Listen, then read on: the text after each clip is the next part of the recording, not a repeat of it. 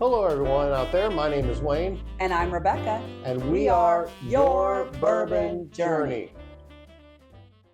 15 days into a 24-day Advent calendar. I'm having fun, how about you? Well, my liver is cheering me on. It's been interesting.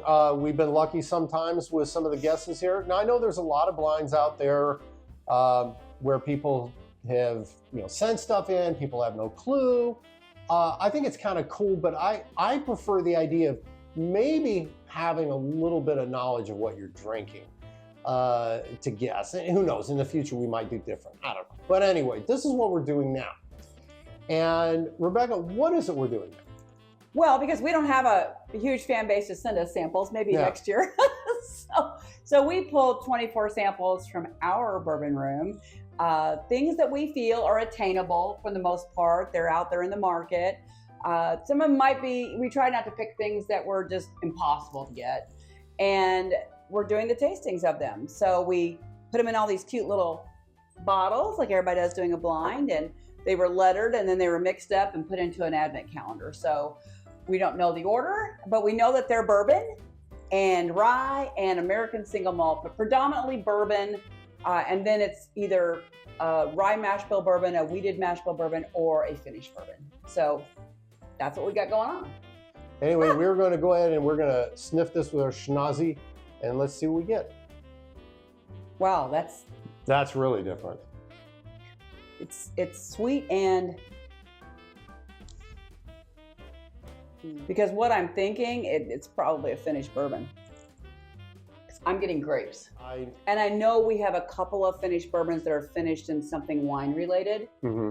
No, I know what you're talking about. And that's all I'm really getting right now. I'm not getting a lot of other notes. Okay, you saying that, I'm getting grapes in the sense of like the stem and the leaf. Not like the juice. Well, I'm getting some sweetness too, though. I'm getting some sweetness. It's in the background. Yeah, but that is my sweet note. But it's like, to me, the plant, it's like the plant itself. Okay. I mean, I'm just saying the sweet notes I'm getting on the nose are grapish. Mm-hmm. So I think we need to taste it because I need to find out what else is in here. Okay. Well, if I do feel it ends up being grapes, I will lift up my pinky on the second taste.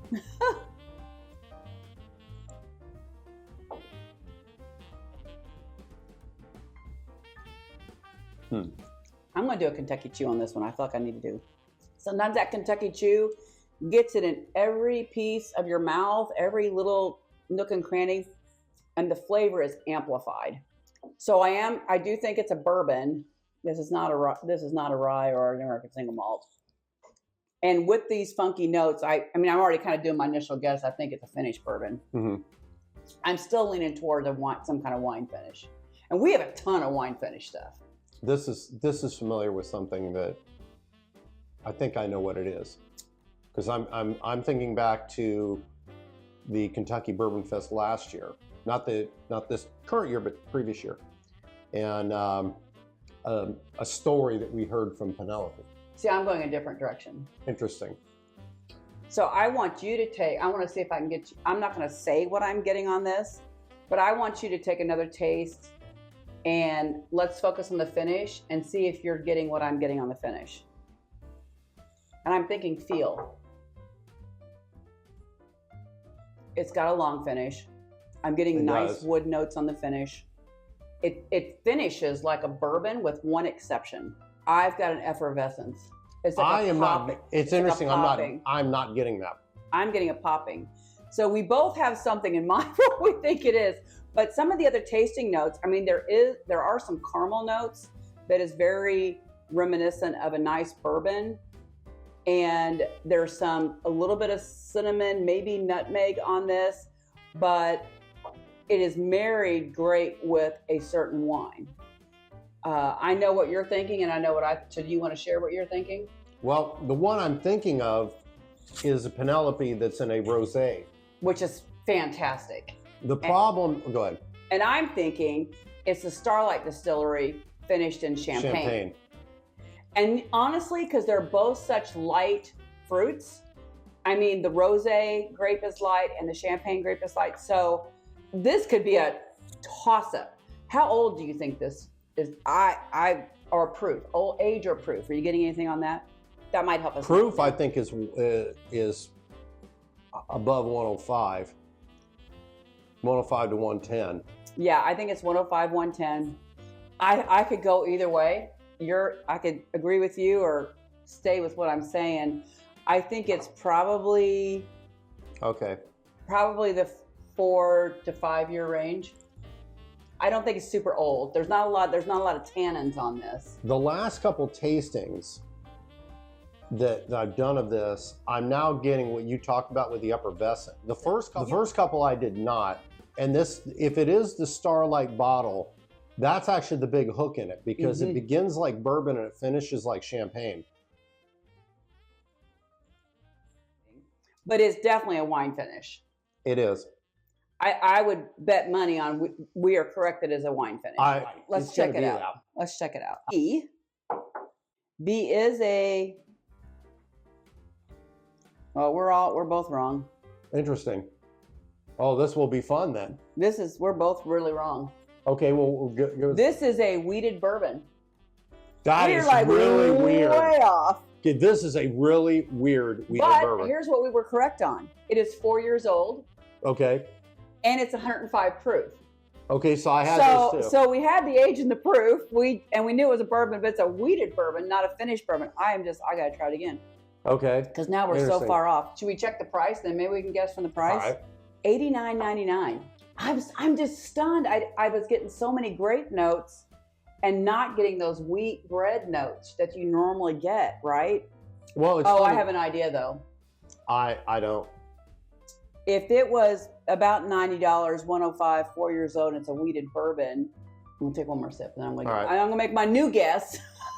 I think now that we know it's a wheated, I gotta make a new guess because we only have a couple wheateds left in the sample, I think. Okay. And now that I know it's a wheated, it's like your mind connects with that. I am getting some of that honey. Mm-hmm. And maybe it was honey and not grape that I was getting. Okay.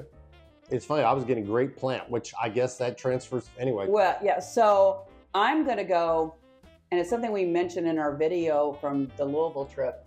When we walked in there and we were standing by the ever-flowing pour. Oh, Evan Williams? Evan Williams Square 6. What do you think? Yes. I think that's what it is. It is. Should we look? Yeah, it is. It's a Square 6.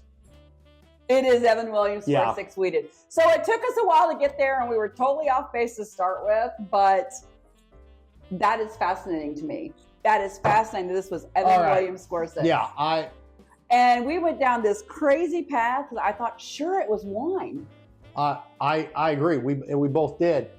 Square 6, it's funny because Square 6 is actually, as far as the wheated that I've had, maybe my favorite wheated. I think it is your favorite wheated. Yes. And you can only get Square 6. They have a rye, they have a high rye mash bill, and then they have a wheated mash bill. You can only get it at the distillery in Louisville. Yeah. And so you can't go buy it, but you can easily get it. They're always have it for sale in Louisville. Yes. And what's frustrating to me is I had this on a tasting at Evan Williams, the very first dinner that they had earlier this year on Father's Day weekend, that is.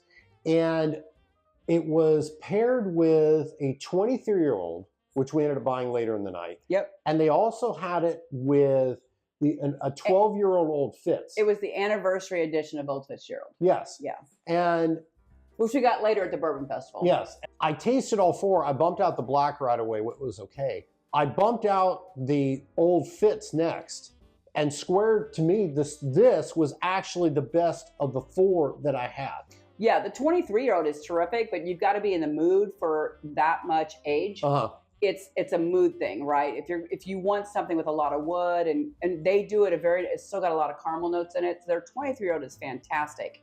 But this could be an everyday sipper. Yes. And it being $90, you kind of don't want that to be an everyday sipper, but it is darn good. It really is. And I'm just stunned that we missed this one. Well, all I can say is, Evan Williams, you're making great stuff. Jody loves the Square 6 series. He does. And Jody, I feel bad if you see this, and who knows if you will, but I feel bad we didn't identify it. But it's outstanding. And hats off to you because I know you really love your job there. It's great stuff. Cheers to all of you. Merry Christmas. We will see you on day 16. Cheers. Cheers.